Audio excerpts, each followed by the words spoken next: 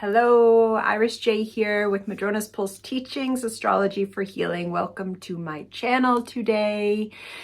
It's nice to see you. Thank you so much for tuning in. Thank you to subscribers. Thanks for subscribing if you haven't subscribed yet. Thanks for the likes, and really thank you for the comments. I love hearing what's going on in folks' bodies, psyches, and just tuning into what's happening for all of us, because there's quite a bit to tune into for what's happening for all of us. So we are here having a chat about the solar eclipse. This is our Aries solar eclipse. That means it's happening on the new moon.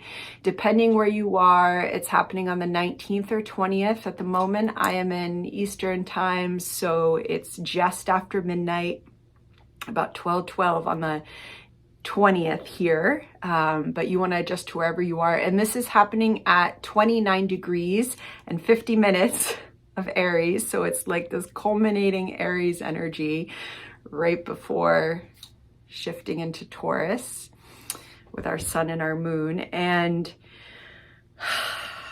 there's a lot of energy. This is a very big eclipse. All eclipses are important, and they're part of kind of shifting timelines and part of evolving paradigm shifts for us individually and collective. Eclipses really highlight how our individual and personal life is always part of the collective and vice versa. However, this eclipse has Pluto and Chiron as key players in the eclipse, which just upgrades the intensity. So what I'm going to do is I'm going to talk about the eclipse energy and the themes that are coming up, why this is such an important eclipse, why astrologers are talking so much about it right now. And then I am also going to go through the houses. So you're going to look at your chart and see where you have 29 degrees of Aries. And I'm just going to give some really brief insights to how this could be impacting you and some kind of questions for reflection and setting intentions around this eclipse. We are in eclipse season now. So when I'm sending this video out to you, we're in eclipse season. And so the energies, we have two eclipses. We have the first eclipse that I'm focusing on now on the 19th, 20th of April. And then we have a Scorpio eclipse on May 5th. And I will make another video about that. There's a few threads that will get pulled up, and I'll talk about them as they relate. It is really, really important, and I believe very important, that you actually listen to the energies of the eclipse before you go and hear about what's going on for you. Or if you really need to, jump ahead. The timestamps are below and hear about what's going on for you in your house of your psyche, cosmos body, and then come back and listen, because those are just kind of little insights, and every single person's chart is different. This is why there's so many layers to astrology, and hearing where it's happening in your chart's house, absolutely, these are themes that you're going to work with, but there could be connections that you're not aware of. There could be more layers to that, and therefore hearing all the themes and really just tuning in to how they might be popping up in your life, that's almost serves us more than just hearing what's going on in our house, but they're both important. Do as you will. Okay. Aries energy. Okay, so what makes this an eclipse? An eclipse happens when the new moon or full moon are happening in a certain proximity to the nodes of the moon. The nodes of the moon being points on the moon's path where it intersects the sun's path. This is why whenever you have an astrology reading, but especially if you work with evolutionary astrology, the nodes are very important to the soul's journey. That's why when we look at our own chart, the placement of our nodes, how the nodes are talking to other planets and points, they give us a lot of indication about what we're here to work on, what we're here to heal.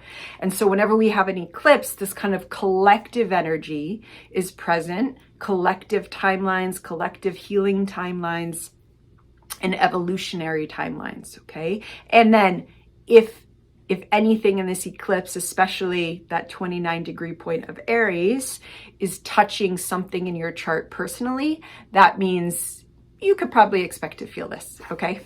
not probably, let's just take out the word probably. You could expect this energy to show up in your life, and you may already be feeling some of the shifting tides that happen with an eclipse. I personally love eclipse energy. Okay. I love it. I'm also someone that loves the deep end of experience, Scorpio sun, because it's just real, you know? And yes, sometimes there's tension, sometimes shit goes down, sometimes things shift that we weren't expecting to shift.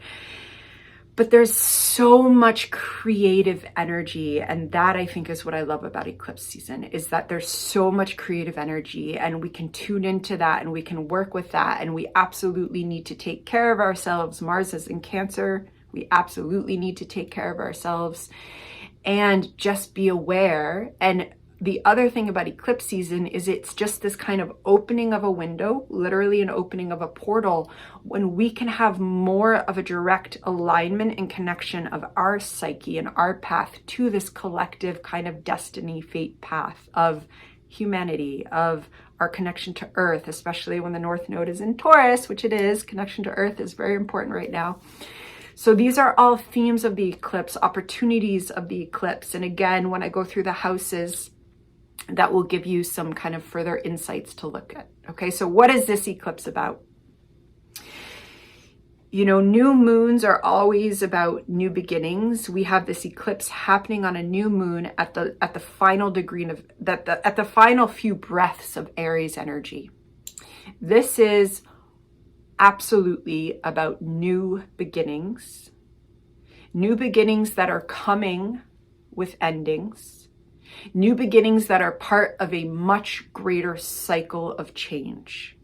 So even though we talk about this energy of new beginnings, I want to say right now, whatever comes up during this eclipse, whatever shifts, and we're going to see shifts in the collective, be that politics, in nature, and shifts in our own lives.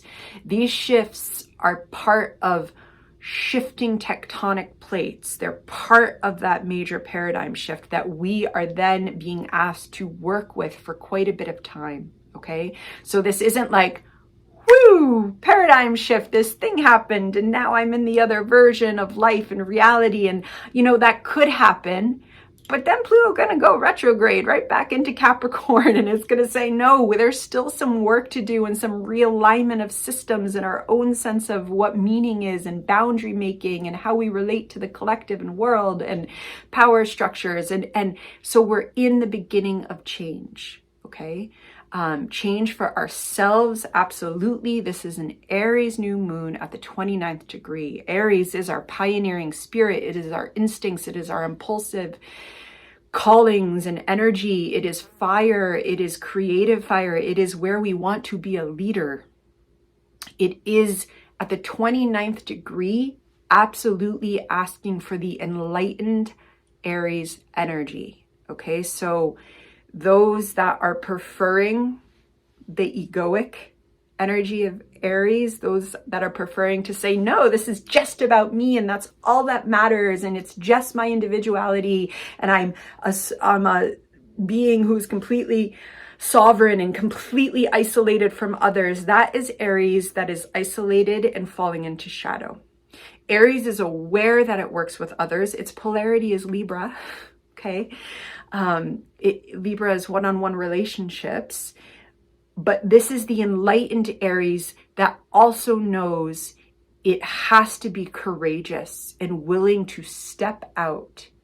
And that becomes part of its interrelational being, and that becomes how it becomes a leader and interacts with others. And so we are really being asked to kind of, this eclipse, we could think of it as the active stepping out. And what we're stepping out of is versions of ourself that no longer serve us. And this is happening as Pluto is quite literally square this entire eclipse. It's square the sun and the moon at 29 degrees of Aries. Pluto's at 0 degrees of Aquarius.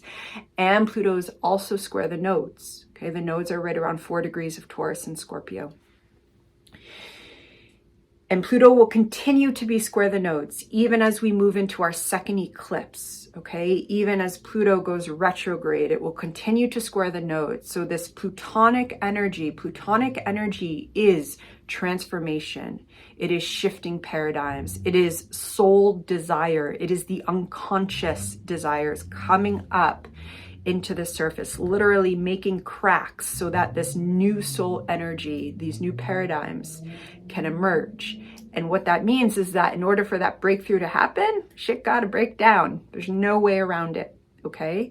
So we really want to pay attention to what's coming up, and we really want to work where the energy is pulling us, what it is asking us to shed, what it is acknowledging we simply do not need to carry forth in our identity in terms of who we want to be, who we are becoming, who we already know we are, but there gets so much conditioned layers of who we think we're supposed to be, of what our family taught us we're supposed to be, of what society teaches us we're supposed to be.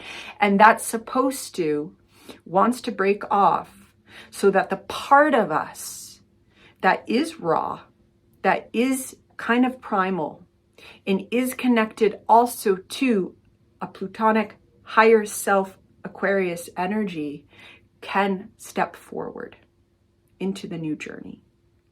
And then that self will enter into a stage of reassessment, because that's part of our life. But then, like, what happens to the rest of our life, and what happens to the other parts of ourself? And there's reassessment that has to happen. But this is a breakthrough moment for us to really consciously release parts of the self that we do not need, knowing that with this connection to Pluto and Aquarius, and I will drop the link for Pluto and Aquarius with this eclipse. It's really helpful to understand what that energy is all about. With this eclipse happening, that breakthrough is so that we can move into new paradigms for ourselves and for others. And I want to say, because Pluto is here, square the nodes, the sun and the moon. And then who's the ruler of Aries? It's Mars. And that means we have to see what Mars is up to. And Mars is in Cancer. Okay, so right away, Mars in Cancer is a very particular energy of Mars. It influences this eclipse because Mars is the ruler of Aries. And Mars in Cancer is taking this active energy towards nurture.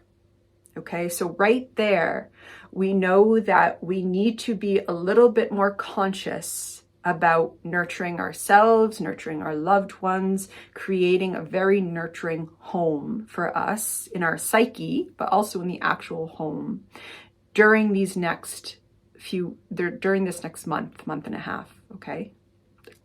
During eclipse season. And that Mars is square Chiron. Okay, so that means that now Chiron's energy is another very important player in this eclipse. And so we have a square to Pluto and we have a square to Chiron. These are some of the deepest energies that we have as archetypes in astrology, Chiron and Pluto. The other one would be Saturn, who is also a player, but I'm going to talk about Saturn after I talk about Pluto and Chiron, because Saturn's showing up differently. So when we have Pluto and Chiron present at an eclipse at the 29th degree with these important squared relationships, how do we open up? How do we translate this archetypal symphony? We are healing. We are healing deep parts of ourselves.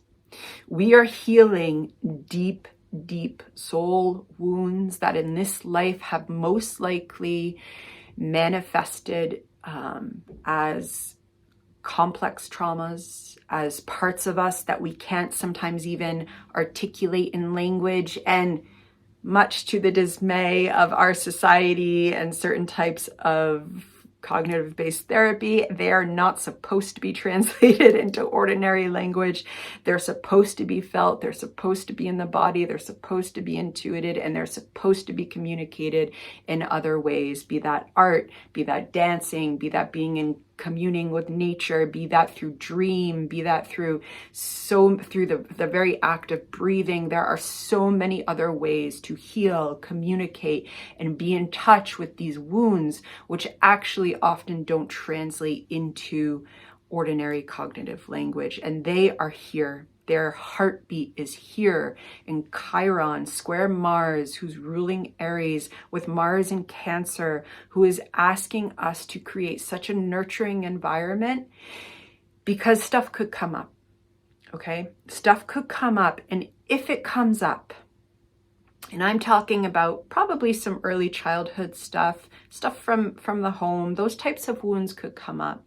If they come up, they're being asked to be released, okay? Being released so that your kind of higher primal, beautifully primal self can break free and go live the life that you want. And Pluto is there, squaring in Aquarius, bringing the higher self energy to say, go. Leave that behind. That story of whoever we were when we lived in different power structures, when we lived with different people in our lives, even if they're still in our life, we were different. That story is not serving us anymore. And I think this is such an opportunity, because this is not about shadow work. This is not about doing the work. This is not about spiritual bypassing either. Not at all. Not at all. This is about feeling what's coming up and knowing that there's a part of yourself that is ready to move forward, whatever that means to you. And it probably has to do with where Aries is in your chart. Okay? A 29th degree means that there is wisdom that only comes at the end of a journey, right? That only comes once we've lived through it. And then the 29th degree is about to go into the next evolution of selfhood, which is the next sign. There's a newness to the 29th degree as much as there's a completion, right? And so this is about allowing this part of ourself to come through. This part that knows who we are. There's deep soul wisdom when Pluto and Chiron are present. Okay, and with that Mars in Cancer and that square, absolutely some things could come up, and we really want to, maybe you need support. Like if you're feeling, this is intense energy, and if you're feeling the intense energy and you're feeling like, okay, I'm going to call that go-to person, whether that is a best friend or that's a therapist or a teacher, whoever that is, or you're just going to send an email. Sometimes just a text is helpful, right? You do want to make sure that you're doing whatever you need to nurture yourself. And it's also a great idea to journal. And I think it's a great idea to kind of journal around this self. Invite her, him, or them up. Like, who are we? Where are we going? What is our dream? Let those seeds come out. A new moon is a great time to plant seeds. A new moon eclipse electrifies them, brings them into our conscious a little more, into our body. Because then Pluto is going to, I have notes here because I've been sitting with this chart for days, like just letting it all come in. Pluto is going to go retrograde in May, right before our next eclipse, which is happening in Scorpio, okay? And another layer to this is that Mercury is going to go retrograde just a few days after this eclipse, day, depending where the eclipse is happening for you. So we're immediately going into reflective energy. Okay, and this is going to last for several months, and it's going to be through the next eclipse. And then, as Pluto's retrograde, it's going to go into Capricorn. It's going to ask us to reassess terrain that we've been on, but we're reassessing it from a new sense of self that's been released into this world, that's been released into this psyche. Okay, so knowing that we might not know where we're going, we might not know what the path is, we might not know exactly how this is all unfolding, but we do know we feel something. We do know that there's a sense of self that's breaking free from the conditioning that has been put on it. That is also what these squares of Chiron and Pluto signify. That the social conditionings that come from family, that come from society, that come from intergenerational trauma, that come from ongoing racism, ongoing sexism, ongoing homophobia, ongoing all of the ideologies of harm, that there is a sloughing off and a breaking free of that. And there is a glimpsing and an embodying of a higher self here. Bring it in. Whatever rituals you have, bring it in. Okay. The last piece I just want to mention, because I said there's one, we've got Pluto, we've got Chiron. We also do have Saturn, who is sextiling the North Node. That is happening like today as I'm making this video, trying to get this out so that you can be working with the energies, and it's trining the South Node. And Saturn is in that new journey in Pisces. So this just really offers a lot of support. Okay, so you've got this really kind of breaking ground energy coming from Pluto square the eclipse, and then Chiron square Mars, and then you've got Saturn, who creates our boundaries, who creates the boundary between what is known as and what is not known, and Pisces, who is like upgrading and spiritualizing that boundary in ourselves. And it's as if it can support this work that's going on. It really adds, even though it's in Pisces, I'll still use the word grounding, because Saturn is creating new structures, and those new structures are what we need to help solidify this new sense of self that's birthing. Okay, and birthing ain't supposed to be painless. It ain't supposed to be, it's messy, right? I'm just getting this scene. If there's any Lana Wachowski fans out there, and like the Sense8 show, like I loved that she chose to show the messiness of birth in that show. I highly recommend Sense8 as a show for folks. But so often when we have a birthing scene in mainstream media, like it's like maybe there's a little blood on the baby's head, right? It's like they don't show the baby entering the world, coming out of the mother's body. They don't show all the placenta. They don't show the connectedness. Maybe we get one little clip, It's messy. It's supposed to be messy. It's birthing life. And that energy is here with us. Pluto is birthing life in this Aries part of our psyche, in our embodiment of selfhood. And if that's happening with Pluto, that also means there's a death process. Okay, Pluto is both. But this is a really beautiful, one goes into the other. So we do not need to get pulled down. We don't need to even get pulled down into the depths that Chiron can take us. The energy is asking us to feel it. It's asking us to acknowledge it. We don't want to repress it. We want to feel it. We want to move with it, write with it, dance with it, talk with it, go to therapy, talk to a friend, talk in the shower, however you release. And that is the simultaneously death process and birthing. Okay. So there it is. There is the core of this message, okay, of the eclipse message. Now I am going to go through the houses. So some notes on this. If you have, okay, so there's different house systems out there. And that usually depends where the cusps of the houses are, the cusps of one house into the next. And so you might have, if your next house begins at 0 degrees of Taurus, which is right after this Aries eclipse, you also are probably going to want to listen to the next house. Okay, so let's say you have Aries 29 degrees at the first house, and then you actually have the cusp, and then you go into Taurus.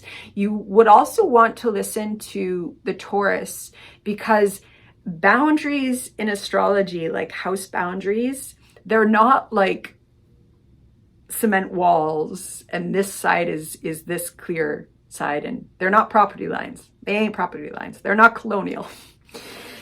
They are energetic boundaries. Okay, this is why if you have a rising sign at the 29th degree, yes, you're in a life in which you have the opportunity to embody this kind of higher wisdom of whatever sign that is.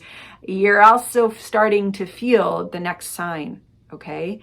And you want to embrace that. And that's why if you've only been taught that, like, no, I'm this, some people that have a 29th degree placement identify much more with the next sign because that's where their soul in this journey are. Okay. So all of that to say, you want to look at your chart.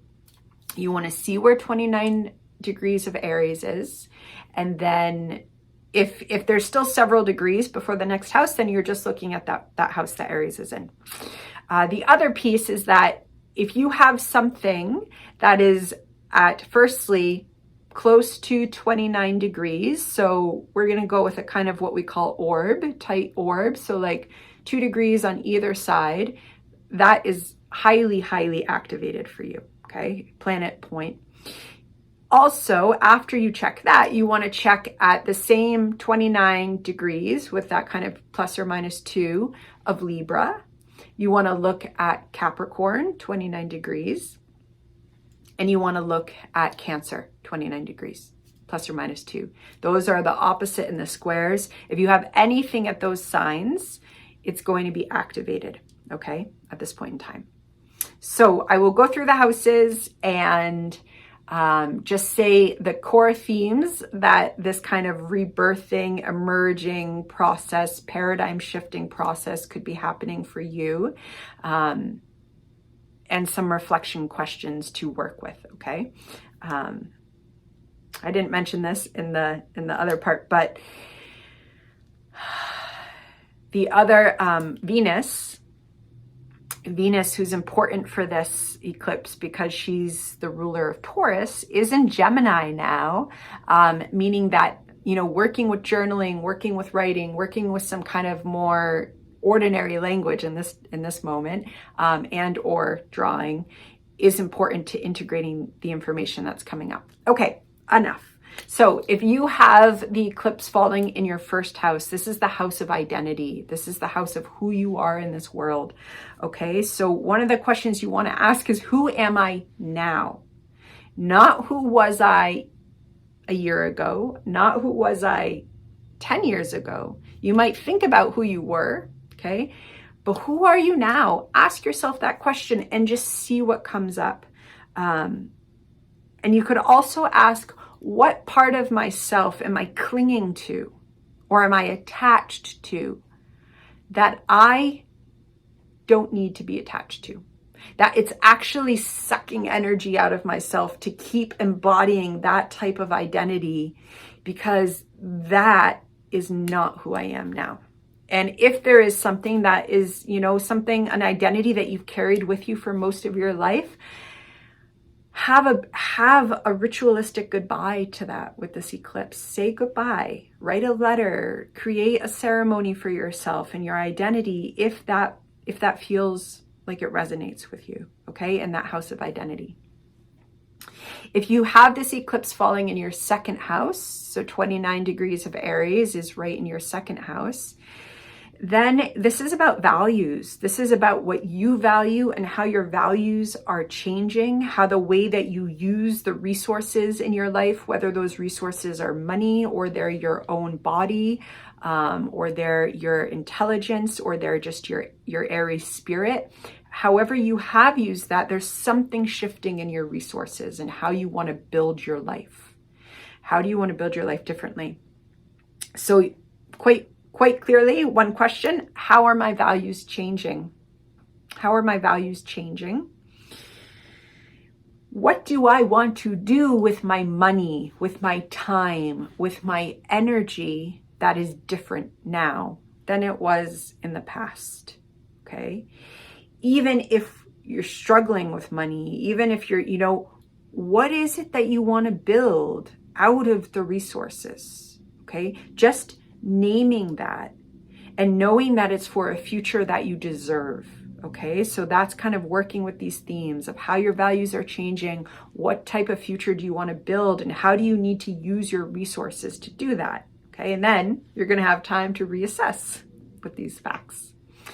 If you have this eclipse falling in your third house, house of communication, house of kind of smaller communities, you're thinking about how does who you are and how you communicate to the world change? How has it changed? How is it changing?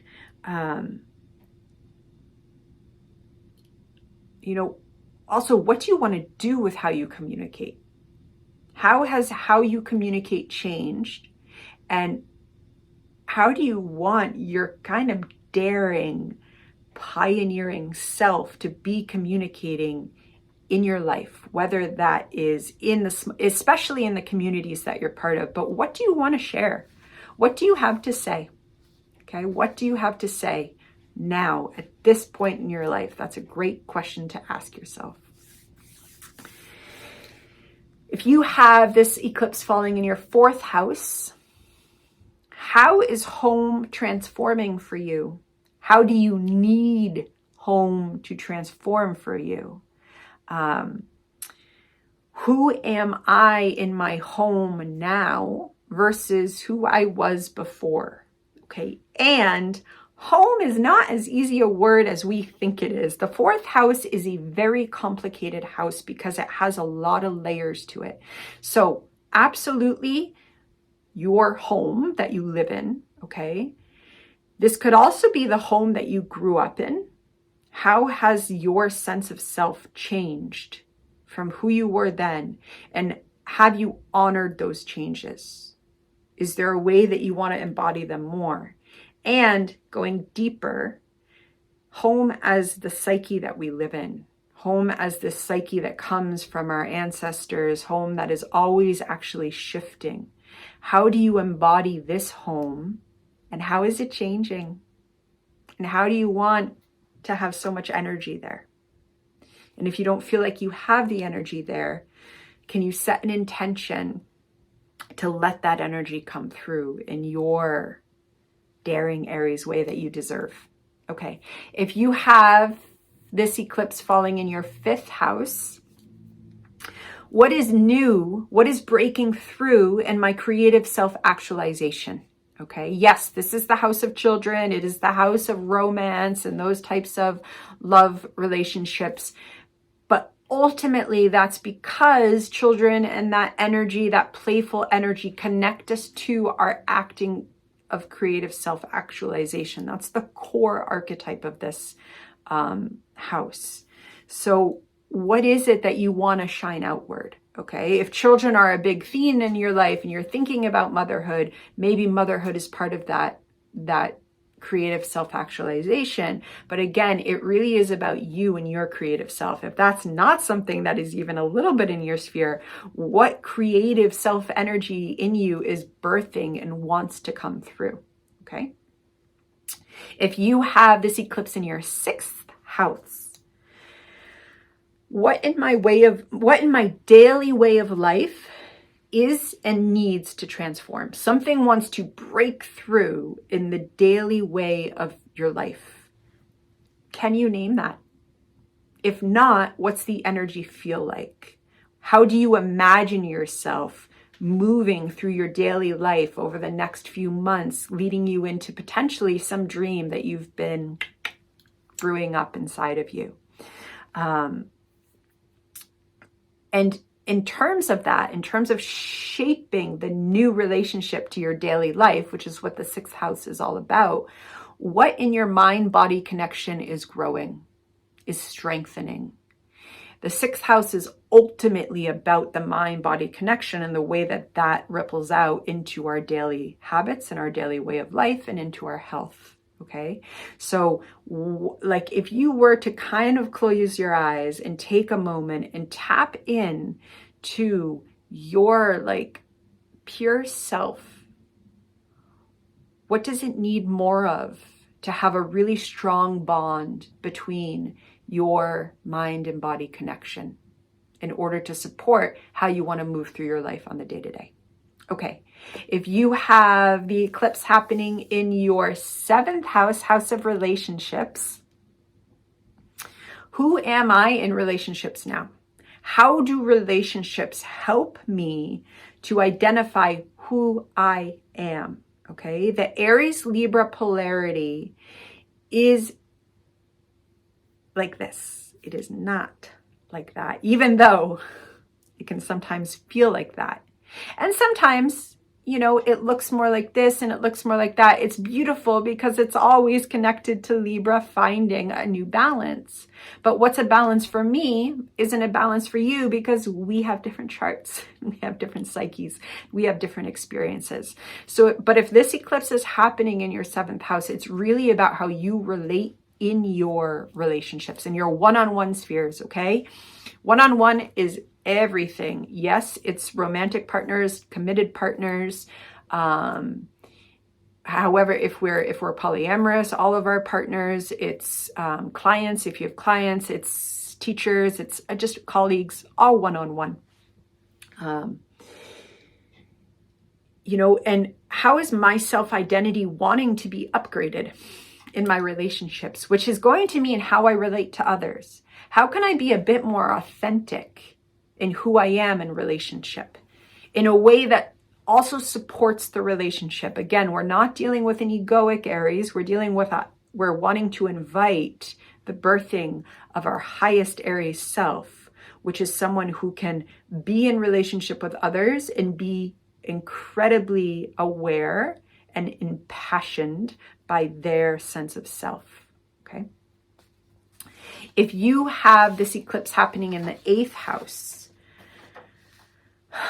what new part of you is ready to merge in intimacy with others, okay? If you're in a committed relationship, this is absolutely the intimacy with your partners. If you're not, then it's the intimacy that shows up in your life. And this is not just intimacy with human beings. This is intimacy with friends, with clients, if you kind of have work where you merge with people. This is intimacy with land. This is intimacy with your environment. This is intimacy with astrology, intimacy with all of the discovery of the occult, and tarot, and the ways of making meaning that take us under the surface. There is a part of you that is wanting to emerge so that it can be transformed in a new way, in a way that is really empowering. Let yourself go there, okay? What are you needing to let go of so that you can let yourself be transformed, okay? Because the 8th house is all about transformations. 9th house. If you have this eclipse happening in your 9th house, what ideas are you ready to let out into the world? What ideas from your fire of intuition are you ready to let out in the world? And how are you going to do that? Do you need or want to study something? Go do it. Just do it. If you want to study something and this eclipse is happening in your 9th house, find a way to do it, okay? If you want to write something, start writing it. If you don't know how to begin, find a class that really resonates with you, a creative class that gets it out. If you want to go discover who you are in the world you want to inhabit by traveling, go do that.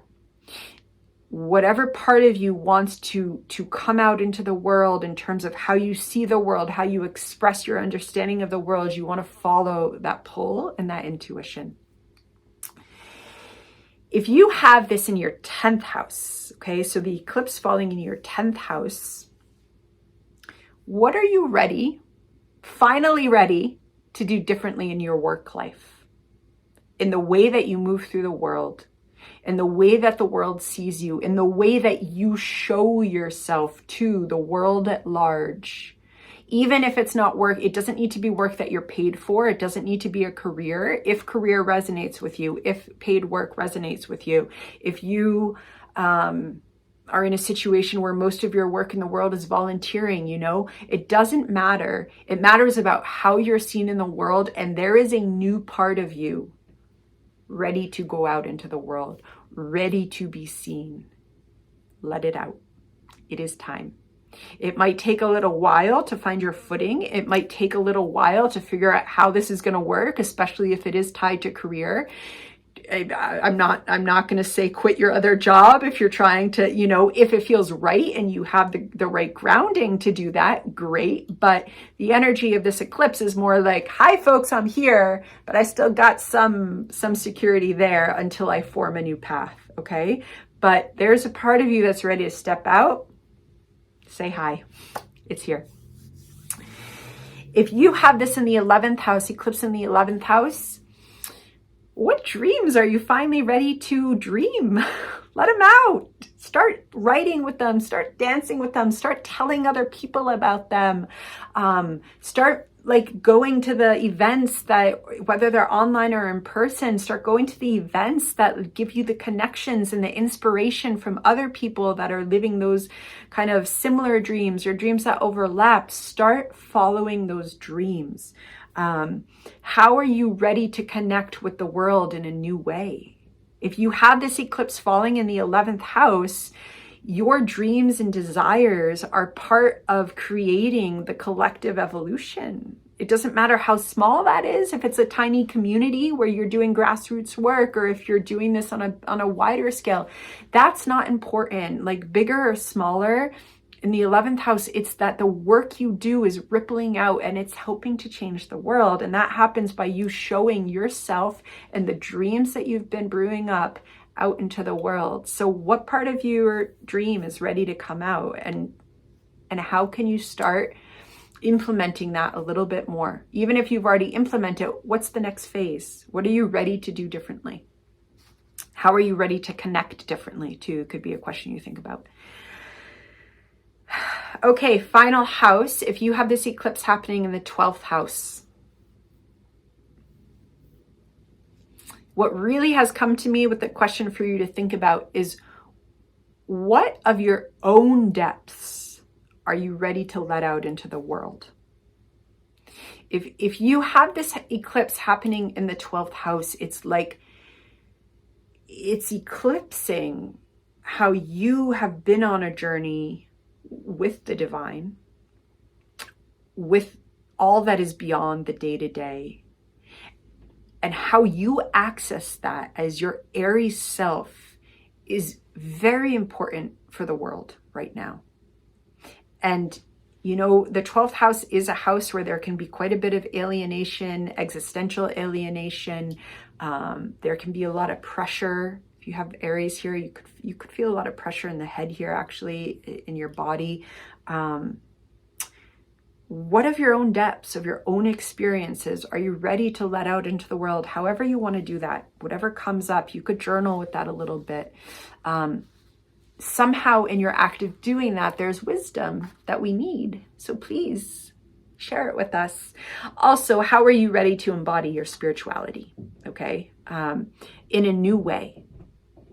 As if you could embody your spirituality. How are you ready to do that? Do you need to do practices with that? Do you need support with that? Do you need to journal more? Whatever that comes up for you. But how are you ready to embody your spirituality in a new way? And then the next while is going to help unfold that for you. And if you're still watching, thank you. Eclipse blessings to you, and I will see you later. Bye-bye.